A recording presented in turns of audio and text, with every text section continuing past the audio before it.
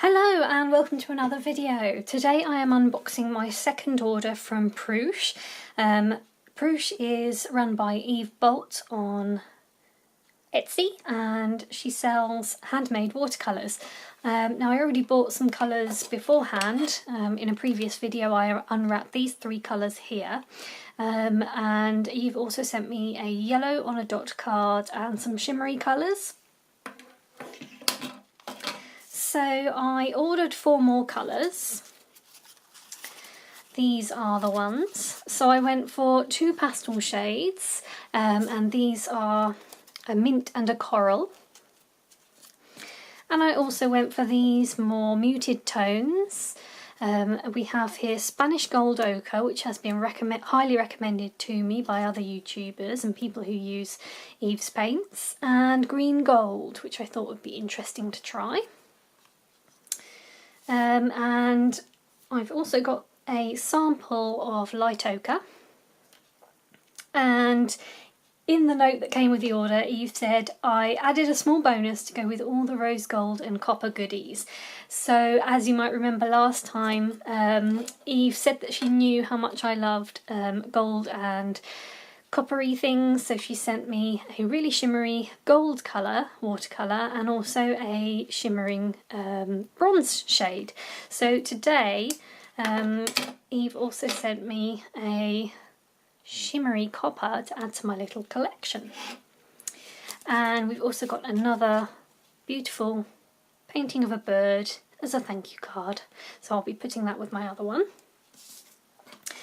Like last time, the paints come in a box, and we've got a cute little picture here of a dog, and the paints are wrapped in brown paper.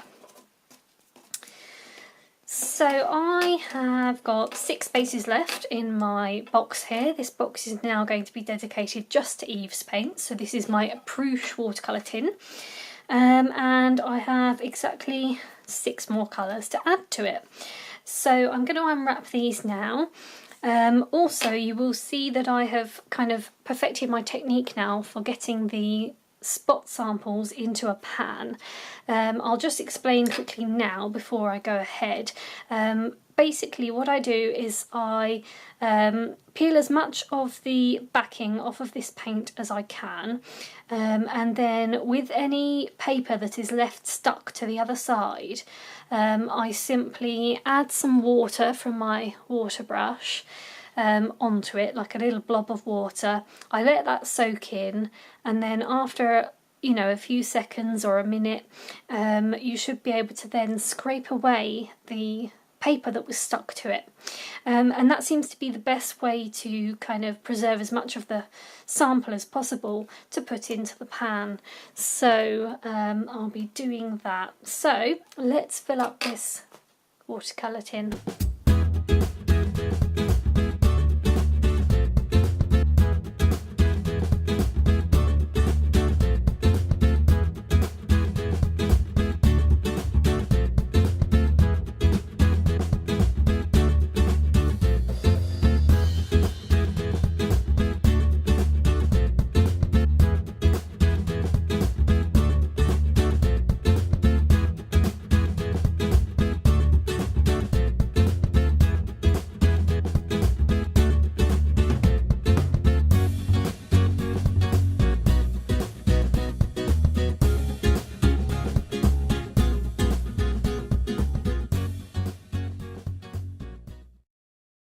By preparing the spot, the removal of the spot sample from the card, by doing it on a piece of plastic, as you will have just seen, that then means that any paint that kind of gets smooshed around on here you can then put back in the pan. So I managed to get, a little dribble back in there. But that method really does work for getting all of the paper off of the samples. So beforehand I might have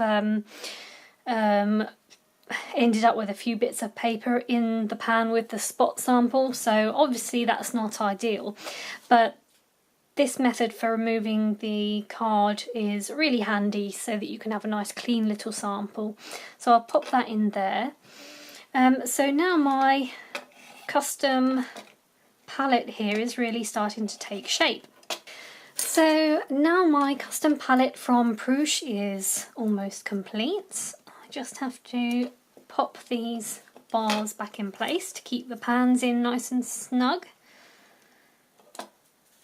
And there we have it. So of course we've got 2 samples here, so if I end up buying a couple more colours I would probably take these sample ones out and put the full pans in instead. And yeah, I'm going to swatch these now to see my full range of Pruche handmade watercolours and see if there's any cheeky mixes we can get from those. And then I will be able to have a better idea of what other colours I might want to buy.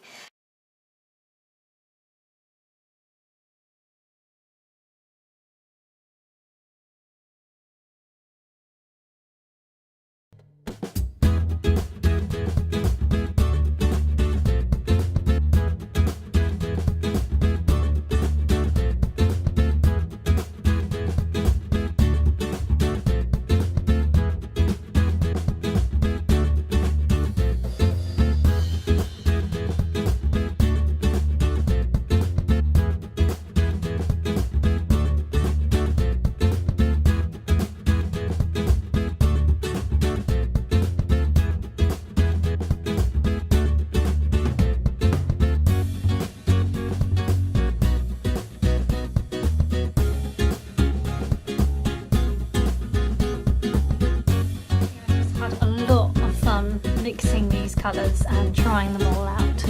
On this side we have swatches of all colours that I now own. As you can see, I do have quite a few yellowy shades now, thanks to the generous samples of the zircon yellow and the yellow ochre. The 2 pastel shades are lovely as expected. And the shimmery ones at the bottom there, hopefully they'll catch in the light there for you, are very pretty. They are all very distinct, so it's lovely having those shades. And then over here I did some mixing. So up here, oh, they kind of look like hands, don't they? Up here I used the salmon red, and then we've got the green ochre here, zircon, yellow ochre and the Spanish gold ochre there.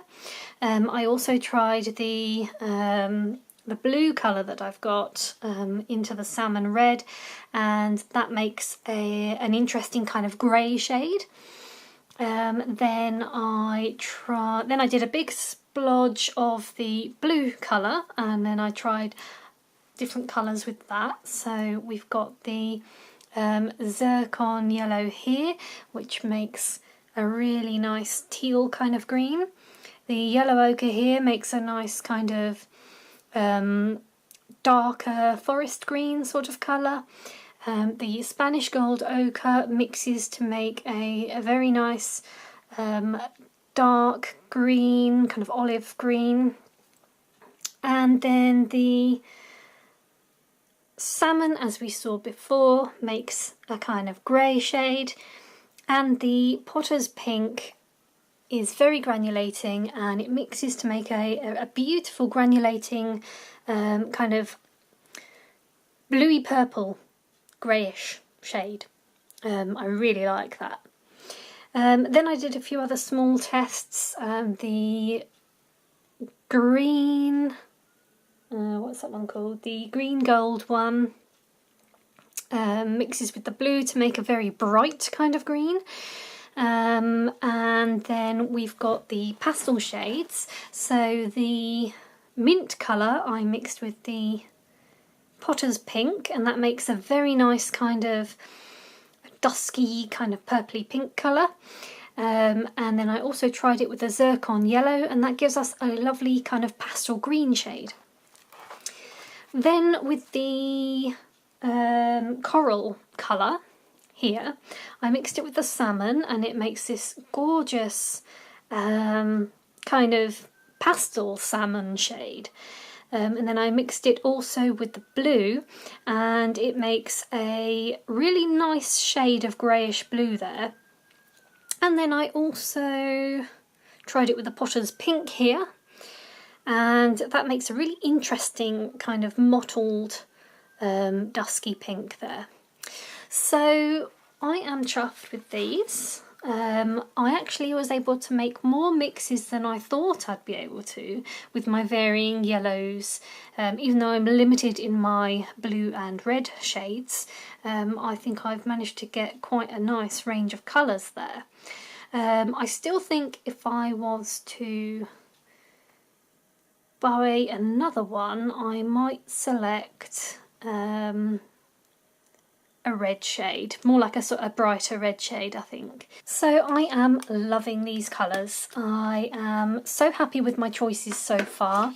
The palette is turning out to be very versatile, and I'm really looking forward to using them. So I'll see you next time.